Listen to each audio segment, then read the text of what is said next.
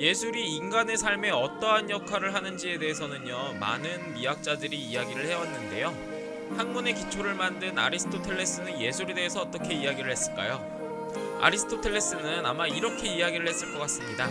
예술은 인간이 행복하게 자신의 삶을 살아갈 수 있게 하는 하나의 방법이라고 이야기할 것 같습니다. 아리스토텔레스는요, 인간이 행복하게 살기 위해서는 인간만의 탁월함이 있어야 된다고 이야기를 합니다. 네, 이 탁월함이라는 것은요, 어떠한 존재가 그것이게끔 하는 어떠한 이유인데요. 예를 들어 이 핸드폰의 탁월함은 전화가 잘 되는 것이겠죠. 마찬가지로 인간도 기계나 동물이 가질 수 없는 인간만의 탁월함이 있다고 이야기를 합니다. 아리스토텔레스는 인간은 여러 가지 탁월함들을 가지고 있는데, 그 중에서 어떠한 이성적인 체계를 이용해서 어떠한 물건이나 사물의 원리를 알아내고 이를 통해서 새롭게 창조하는 그 능력도 있다고 이야기를 합니다. 그는 예술이 이 탁월함을 가지고 있다고 하고요. 관람자가 예술을 통해서 세상의 원리를 알게 되고 그것을 자신의 삶에 적용해서 재창조하고 생산함으로써 행복감을 느낀다고 말합니다. 아리스토텔레스는 시학이라는 책에서 예술에 대해서 자세히 설명합니다. 그런데 시학이면은 시에 대해서만 이야기하는 것이 아닌가? 라는 생각을 할 수도 있는데요. 이 시학의 원래 제목은요, 그리스어로 페리포이에티케라는 뜻인데요. 이 중에서 포이에티케라고 하는 것이 시로 번역이 되곤 합니다. 그런데 그 언어의 근원을 찾아보면은 어떤 제작하다 이런 뜻이 있거든요. 그래서 모든 제작에 관하여라고 그렇게 해석을 할 수 있기 때문에 저는 그래서 아리스토텔레스가 밝히는 시의 제작 방법이 모든 예술 전반의 어떠한 제작 방법과 연관이 있다고, 그렇게 해석을 할 수 있다고 생각했습니다. 아리스토텔레스는요, 시는 그냥 단순히 어떠한 말에 운율이 있는 것이 아니라 그것에 플롯이 꼭 있어야 된다고 이야기를 합니다. 이 플롯은요, 살아가면서 일어날 수 있을 법한 인간의 행위를 모방해서 그럴싸한 이야기로 만든 것을 뜻합니다. 그래서 관람자들이 그 이야기를 듣고 이러한 일들이 나한테도 좀 일어날 수 있겠구나 하고 느끼게 만드는 것이죠. 그래서 그 일어날 수 있을 법한 이야기에 동화되고 그 사건을 대신 경험함으로써 대리만족을 느끼게 되는 것이죠. 직접 그 사건을 겪지는 않았지만 시를 통해서 일어날 수 있을 법한 이야기를 미리 경험하고 또한 내 안에 있었던 감정들을 분출하고 그것들을 정화하는 것이 예술의 역할이라고 얘기를 했죠.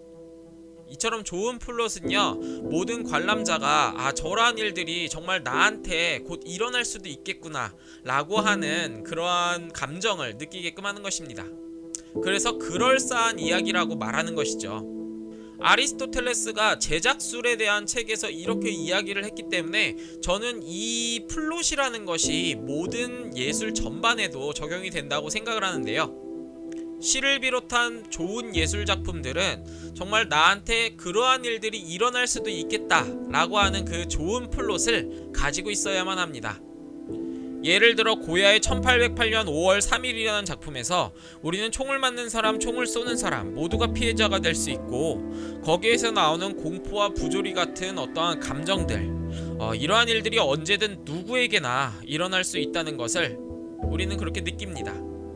그리고 이것을 피카소가 한국에서의 학살이라는 작품으로 리메이크함으로써 인간 삶 가운데 전쟁이라는 비극이 반복되는 것을 보여주죠. 이 예술 작품들을 보고요, 우리는 단순히 이러한 일들이 있었구나 하는 데서 그치지는 않습니다.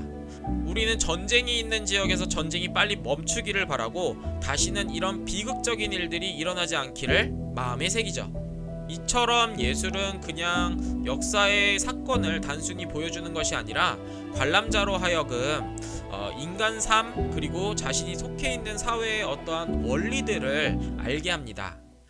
그리고 관람자는 그 원리를 자신의 삶에 적용합니다.